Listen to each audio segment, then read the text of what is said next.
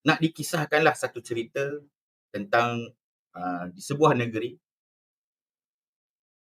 iaitu negeri ini yang miskin bukan sebab tanahnya yang dirampas, bukan sebab orang lain yang menjadi kaya, bukan sebab juga sejarah silam yang menyekat rezeki mereka. Negeri ini miskin kerana satu perkara yang kita jarang berani untuk mengaku.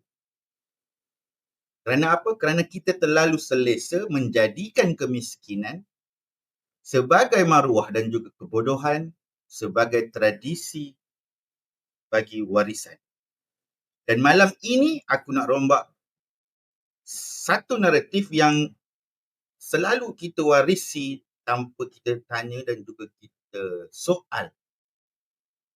Oleh itu aku nak ajak korang semua keluar dari mimpi pelik pada malam ini yang telah disulamkan dengan generasi, daripada generasi ke generasi, mimpi yang membuatkan rakyat percaya bahawa miskin itu suci, miskin itu identiti, miskin itu perjuangan. Kerana bila kemiskinan dijadikan ideologi, perjuangan itu sebenarnya sudah mati. Mari kita bersama-sama melayari cerita fantasi ini. Mari aku ceritakan sebuah kisah. Ada satu negeri miskin.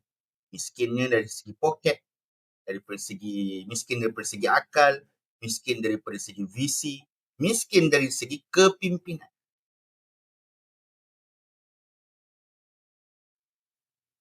Bukan miskin sebab tiada peluang. Ada peluang. Tapi miskin sebab mereka gagal menguruskan peluang.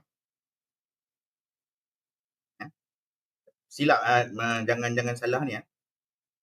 Miskin sebab mereka gagal menguruskan peluang. Dia sudah ada peluang, tapi dia gagal untuk uruskan peluang. Dan setiap kali mereka bertanya, ataupun rakyat bertanya kepada mereka, si pemimpin, kenapa kita miskin? Kenapa negeri kita masih miskin?